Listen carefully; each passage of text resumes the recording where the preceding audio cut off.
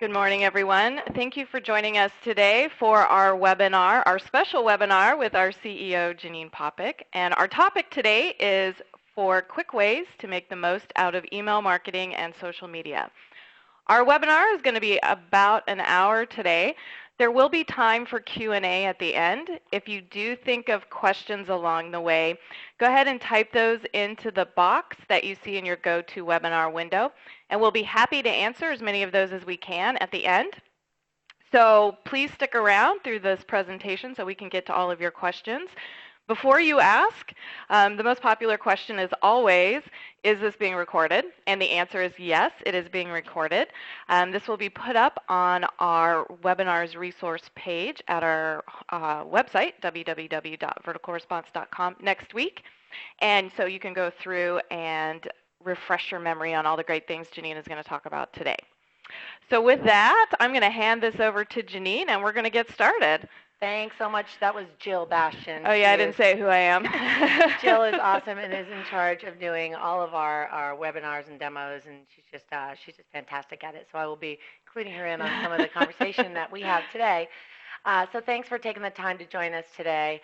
I really felt like I did this presentation about a few weeks ago at a New York show, and it was well received, and I thought it would be great for us to share with our own customers. For sure. Yeah, so first of all, thanks for joining us. Take a moment to tweet or post to Facebook that you're listening to @Janine4tips, do a webinar on how email and social media work together.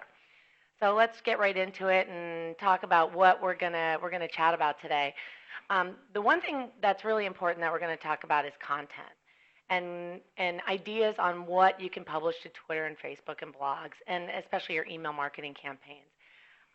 We're also going to talk about increasing your reach with Twitter and Facebook, as well as my favorite subject, how email and social media work together, and how they really need to interact with each other to get you more business. And then I'm going to do a short presentation because that could be a presentation in and of itself on how to really analyze what's working and what's not. And I'm just going to give you a brief overview on some of the tools you can use in order to do that. So let's get right into it, content. You know, content marketing really in the past 5 years has taken off, especially since social media has taken such a place in the world of our marketing efforts. So let's talk, there's a lot of content out there that people are talking about. Let's really talk about what you should be thinking about and where you can post this content. Okay, so you've got a lot of content at your fingertips. A lot of businesses don't really know what to post, but it's there waiting for you. So some of the ideas that we talk to our customers about are things like employee stories. Most of you out there have employees or have worked with employees in the past. If you've got some great employee stories, and they could be as simple as, you know, one of your great employees helping a customer today, all the way to, you know, a big sale that you made and you want to talk about it. So you've got some really nice content around your employees. Obviously, holidays drive a lot of content around sales and cause marketing and that sort of thing.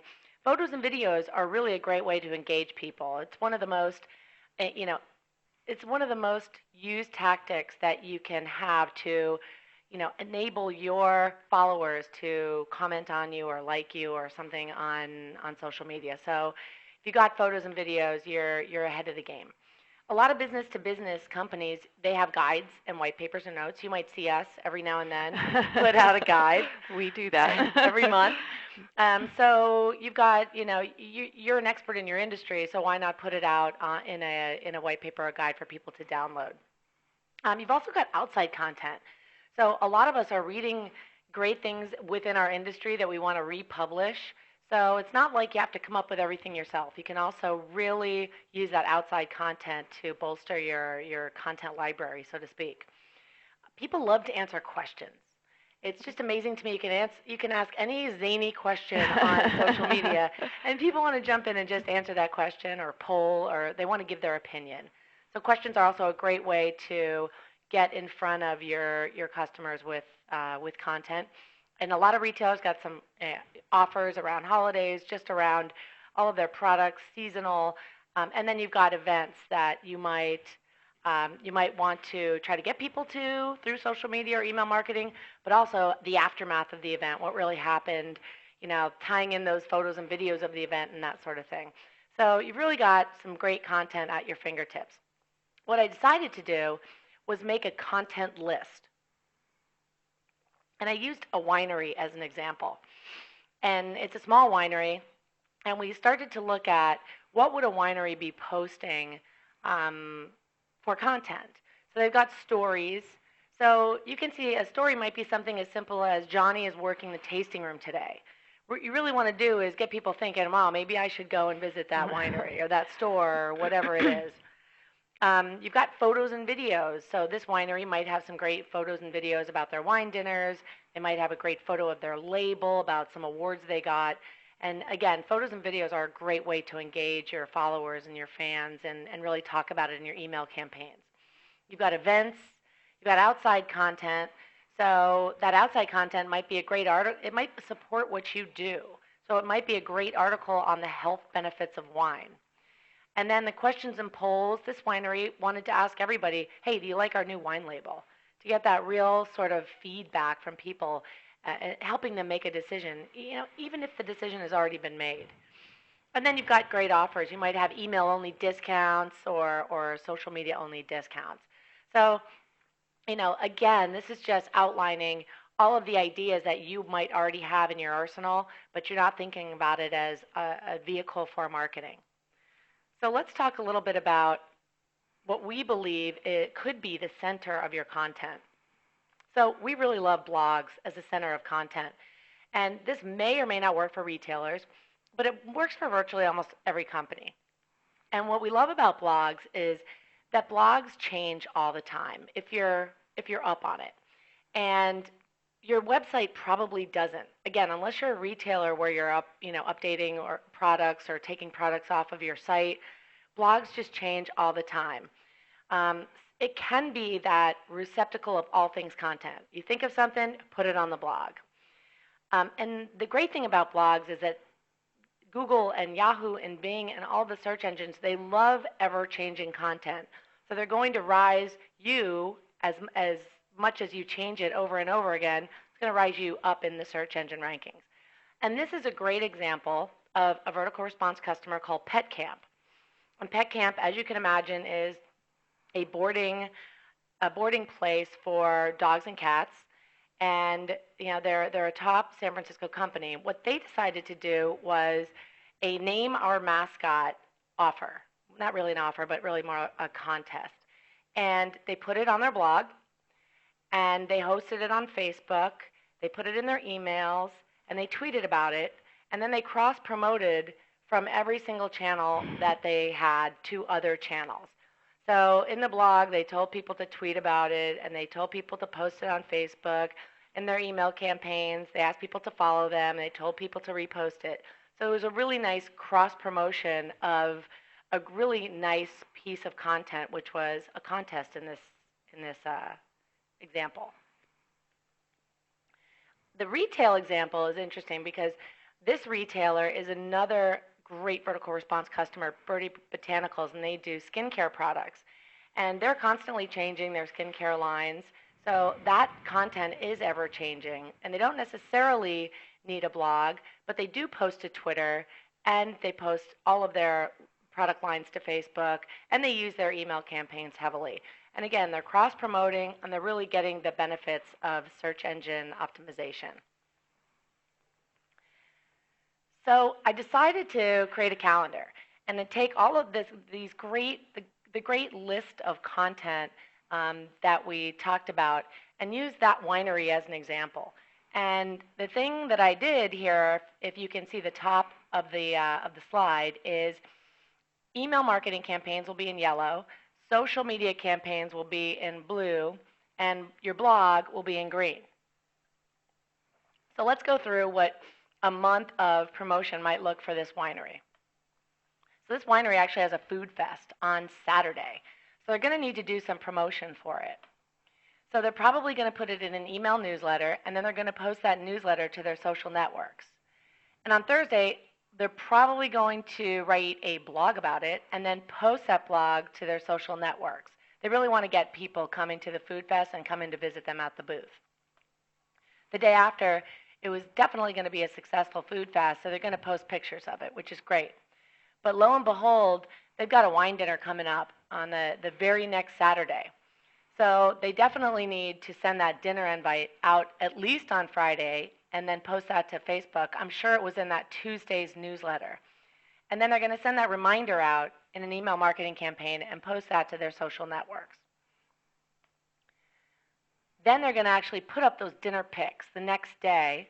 They're going to probably blog about it because it was so great, and then they're going to attach a pre-release sale of the wines that they tasted, and they're definitely going to link that from their email newsletter, and they're going to post that to their social networks. The next week, it looks like the Parker scores are coming out, and Robert Parker scores are pretty big in the wine industry. So they want to get that. If their Parker score is great, they want to make sure they got a placeholder for that. They're going to blog about it. They're going to post it to their networks. They're going to email about it. And then they're going to post the next day when the scores are out. Food and Wine Magazine actually, puts it out in an article, and they're really proud about that. And then they're going to talk about Sarah, who's in the tasting room this Saturday tasting the Parker Rated Zin. And then finally, after this campaign, they're going to put it in their email newsletter and post that to their social media. This particular winery wanted to do a Wine Wednesday discount. So they either wanted to give a discount on their wine club, or offer free shipping. But they definitely wanted to schedule that out so they weren't overlapping too much with everything else they had going on. And then you start to fill in the blanks with other really great content. So, meet Gus the winery dog with a photo of Gus, tasting notes from the winemaker. They had a great pork shoulder recipe, and it's great with a Zin pairing with a 20% discount. Announcements of people who are going to be tasting at the tasting room. And as you can see, the schedule really just starts to fill up. How do you like our new label? And then finally, your wine club shipment is ready to ship to their wine club customers. So when you start to sit back and look at it, you're probably doing some of this all in sort of a disparate fashion, but it might be nice for you to sit down at the beginning of the month or at the end of the previous month and really look at what you got in your arsenal, what's coming up, and just start to plot it down on a calendar so you can be sure that you're going to go ahead and write these things and post these things. Because it's really important to get in front of your customers at a pretty regular level. So now we're going to talk about how to increase your Twitter and Facebook reach. You've got all this great content. How are you going to get it in front of as many people as possible? So I'm going to define reach for a second. Reach is defined as the number of people that have the opportunity to be exposed to your message.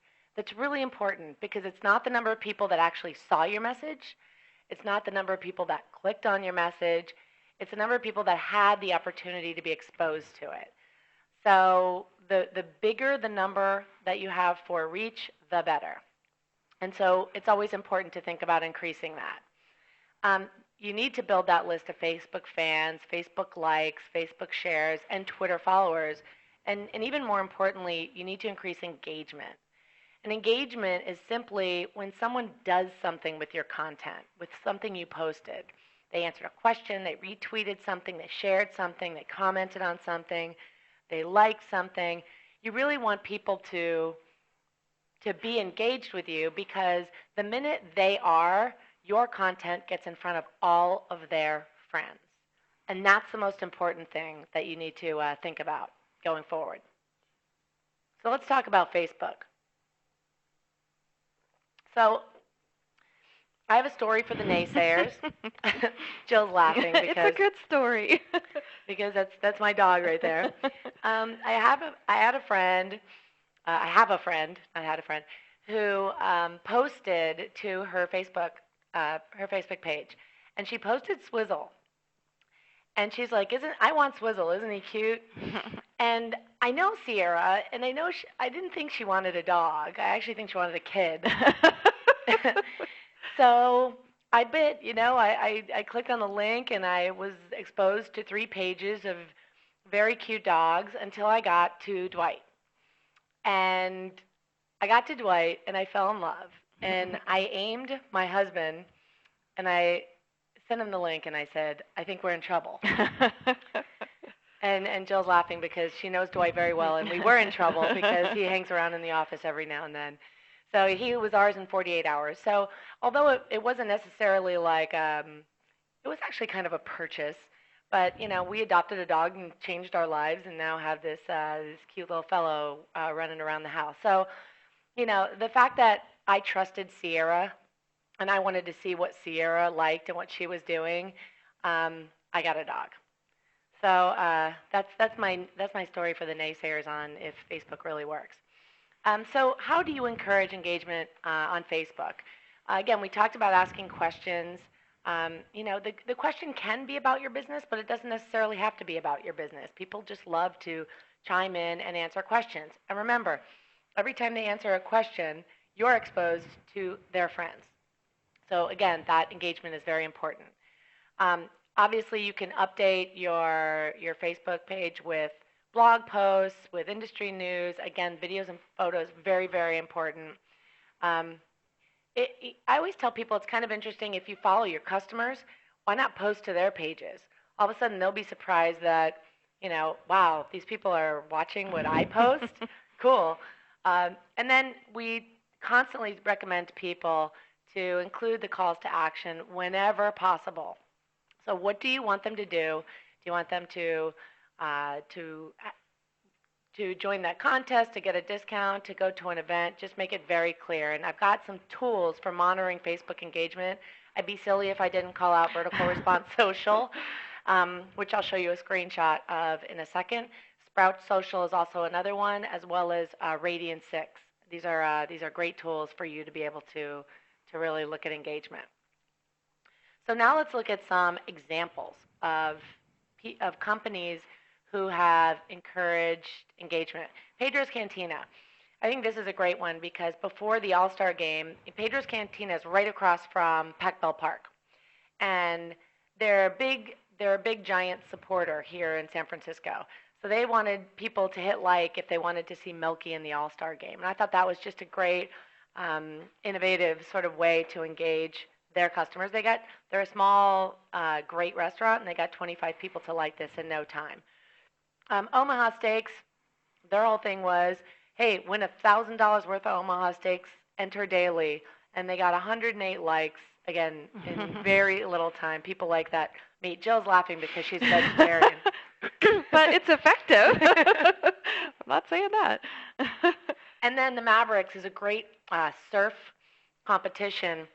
And even though this is an old one, it shows you the power of the picture. So 130 people liked this picture, and 27 people commented on it. So again, this picture went into the streams of 157 people that they may not have gone into. Virgin, great brand.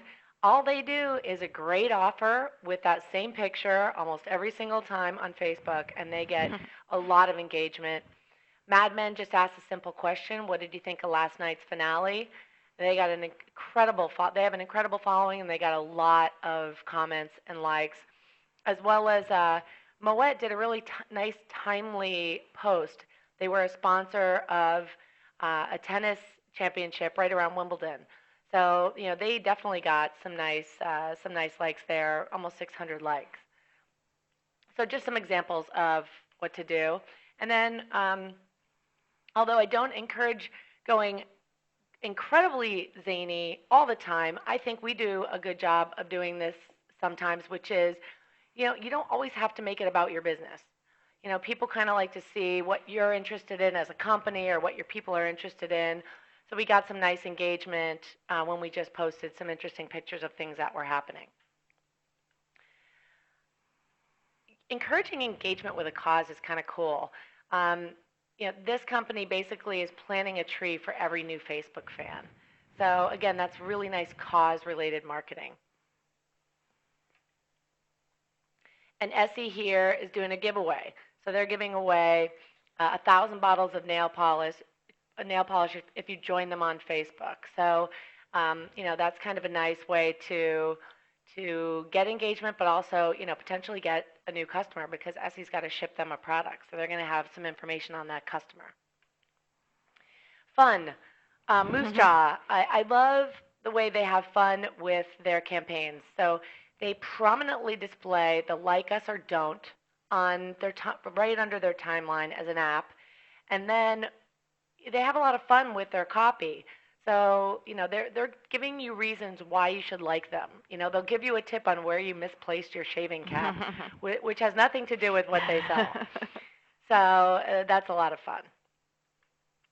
I'm going to give you now just a very high level overview on a Facebook ad campaign that we did on behalf of a small winery. And we get a lot of wineries being in Northern California that use our service, so they're always just a great example of how small businesses are doing their marketing. So when we started this like campaign, and we'll get into it in a moment, Starlight Vineyards had about 100 and I'll call it 120 likes, and they were really excited about that.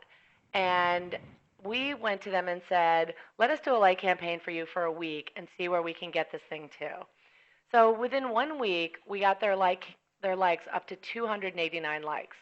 What that really means is that's an extra 100 plus people that liked them, and that's an extra many thousands of people that got exposed to Starlight Vineyards. So this sort of thing can feed off of itself. So let's talk about exactly how we did it. So like ad campaign, the way we did it was a sponsored campaign. And these are sponsored ad links that show up in the right-hand side of your Facebook page. They basically can be shown to anyone or a select group of people depending on how you pick people's interests. They can bring people to anywhere within a Facebook page or post or tab, but they can also send people off to an external URL. And they can be customized to a limit, as you can see here, with copy and image. So it's not unlike the parameters of a Google AdWords campaign, except for you get to put a picture in. Okay, so here's what we did. We targeted wine interest. You can see in the top of the screen here, we targeted the country, U.S. as a country, because these guys only want to ship in the U.S. and they really don't want to, to go outside of the U.S.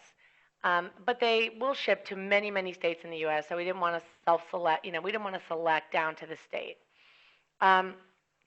We basically looked at interests. So if you can see there, the precise interests were people who said that they were interested in all of these things: Cabernet, Napa, Sonoma, Zinfandel, wine, Viognier. We obviously chose people who are over 21. And in the bottom screen, you can see that we set the lifetime budget for $100 because we really didn't know what we were going to find here, but we didn't want to break the bank. And by setting that to $100, you can see in the bottom, it came up as 44 cents per click, which Facebook did the calculation for, because on the upper right-hand side, under audience, there were 4.3 million people that would have the potential to be exposed to this ad. So what happened? What happened was we got them a ton of likes. On the top, you can see actions, 152 next to that big blue circle. That's how many people actually liked the page. It ended up costing 23 cents a like for this particular campaign.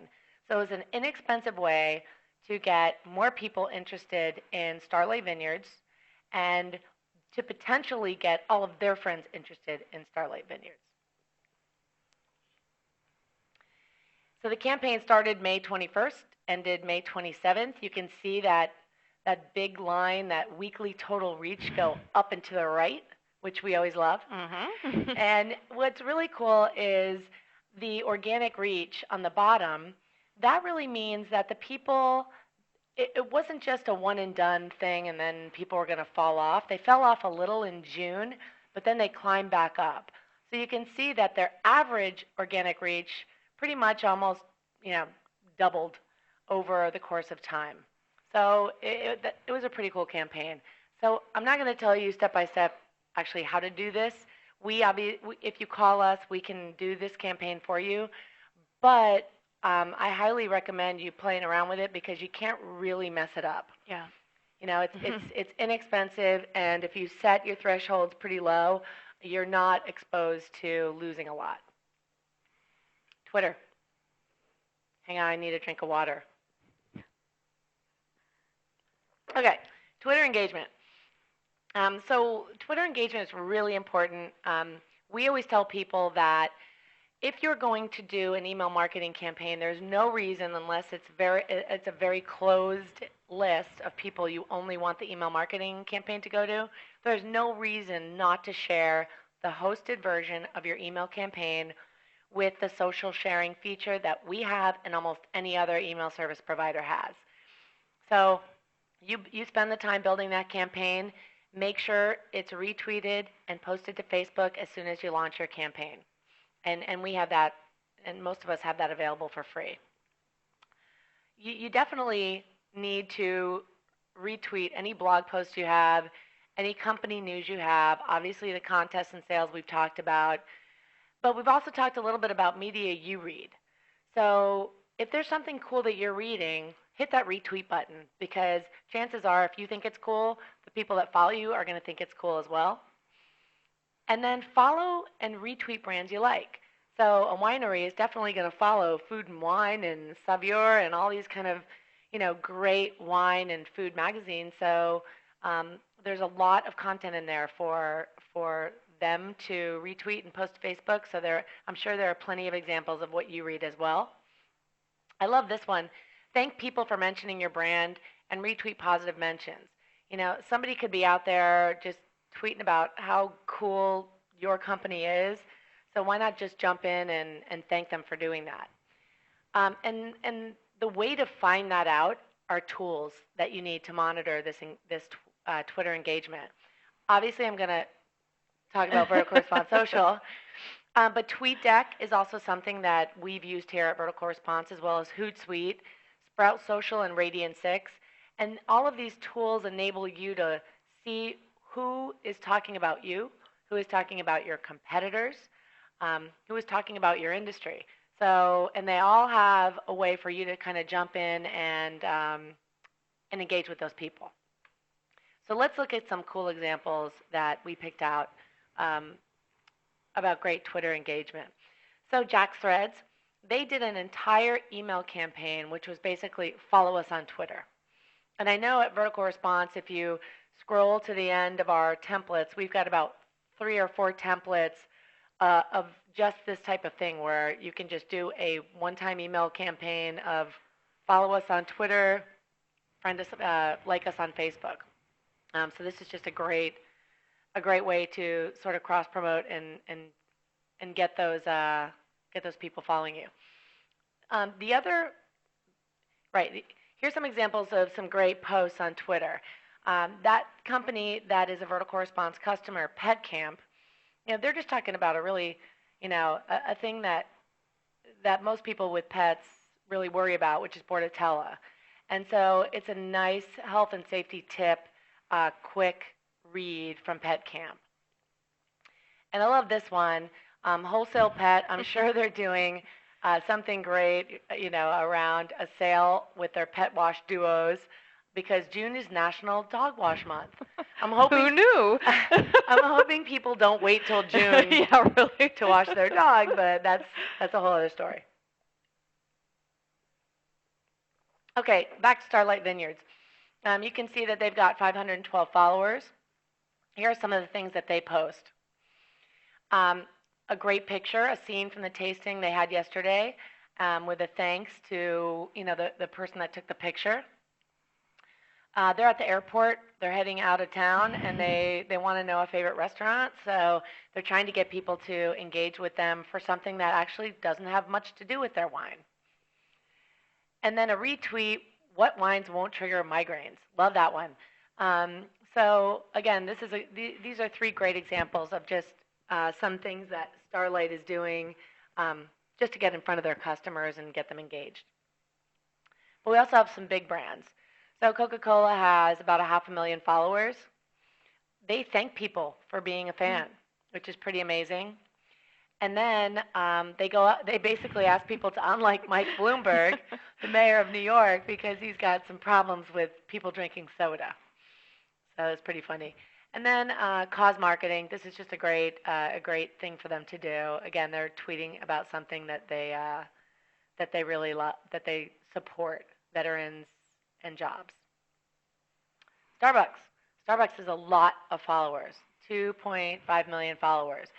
And so Starbucks is so on it that they saw somebody basically post, way to go, Foursquare check-in donation to Red. You guys aren't too bad for being a giant corporation.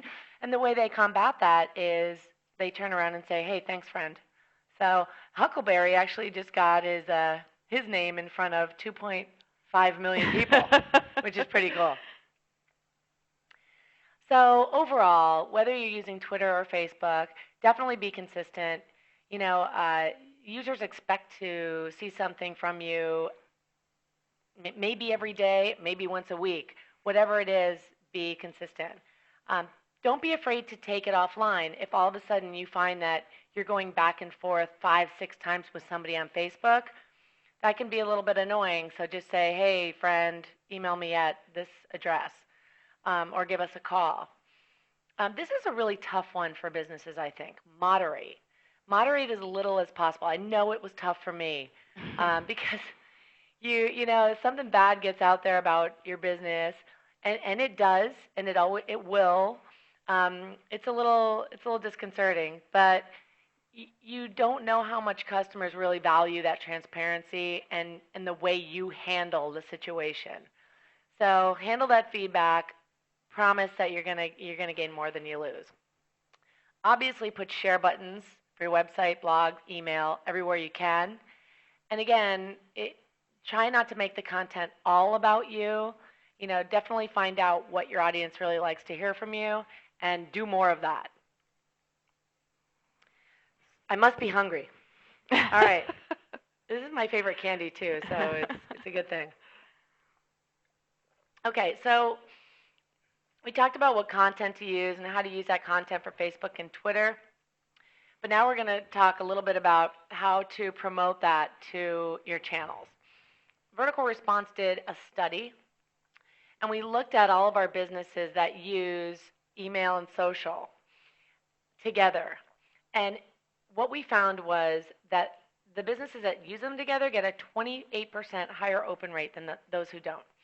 So, you know, we definitely made a clear bet on where we placed our opportunity, and that definitely was on how we're going to work together with the social media channel. I always tell people, you know, you might have an email marketing recipient, and, you know, they're at work one day and they miss your email, but when they go home, they see your offer on Facebook. So it's kind of like you need to be everywhere your prospects and your customers are. And your customers are definitely your best source of marketing. I've got a story where about 2 years ago, we did a test where we used a pull-down menu on our sign-up form. And we asked people how they heard about us. Did they hear about us from an ad? Did they hear about us wherever? And one of the pull-down options was friend. And my team came to me and they said, you're not going to believe this, but over 50% of the people that come to our website choose friend, which was really powerful to me and really makes me believe that your customers are definitely your best source of marketing. And on top of that, your customers' friends, like me and Sierra, they're probably a lot like each other, you know? So, you know, if they like you and they use you, and you know, chances are their friends are going to like you too. So it's important for you to get that engagement and be in front of their friends. So blogs, that graphic to the right is actually a piece, an excerpt from the Vertical Response Marketing Buzz, our newsletter that goes out. And you can see that a section is devoted to articles on our blog. So what we do is we take, you know, 4 or 5 lines of copy that are going to entice the user, and if they want to go and read more, then they click on the Read More button.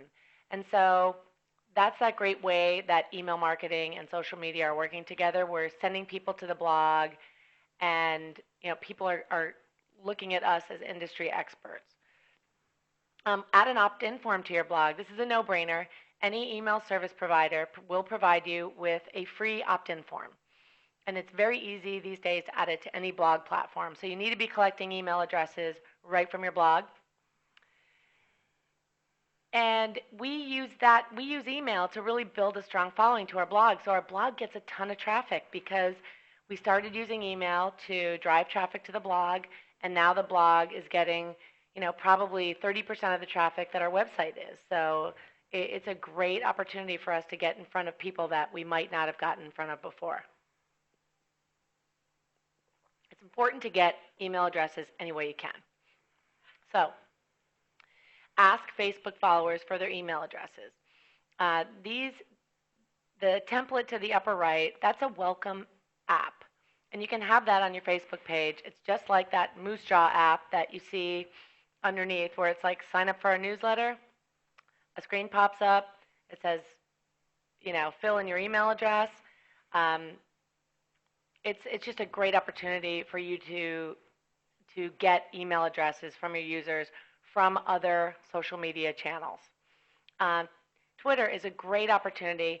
If you can just tweet out, sign up to receive email-only offers, then link to one of those free opt-in forms that you have on a web page.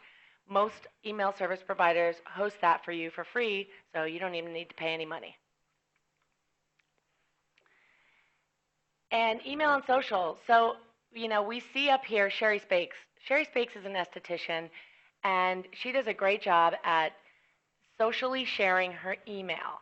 So that link that you see, Safe Sun Tips, in her Facebook stream, that is actually her hosted version of her email, and she's got great sun tips, and I'm sure she's selling some kind of skin product to protect you from the sun.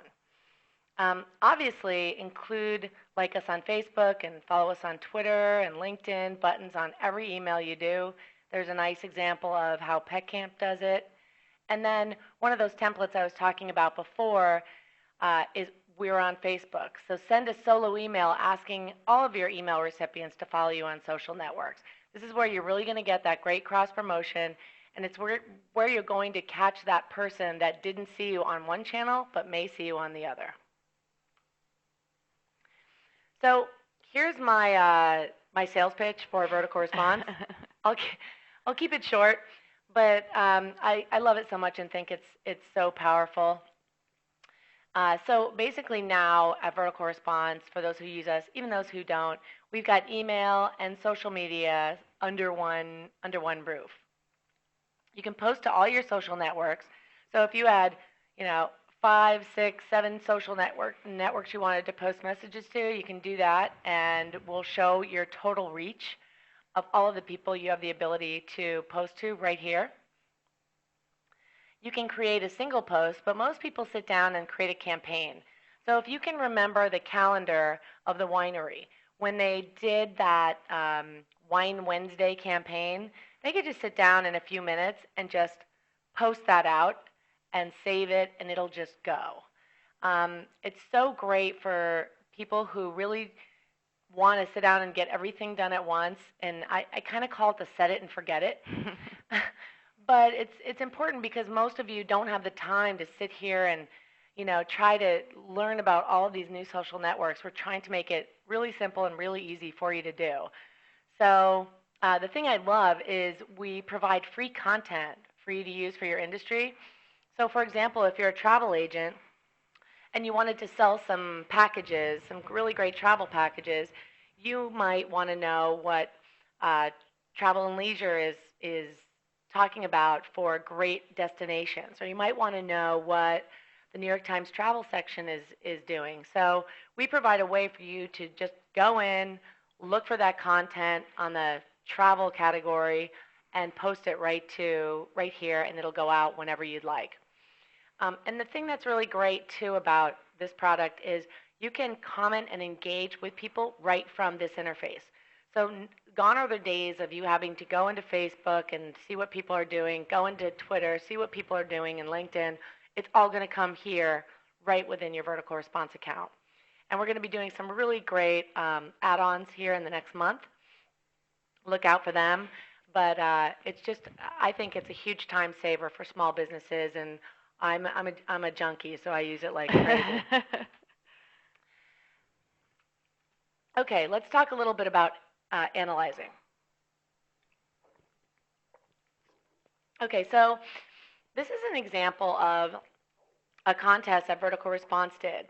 We did what we call the Teen Tycoon Contest, and it was a contest where teens that had businesses posted videos in order to win cash and prizes from Vertical Response.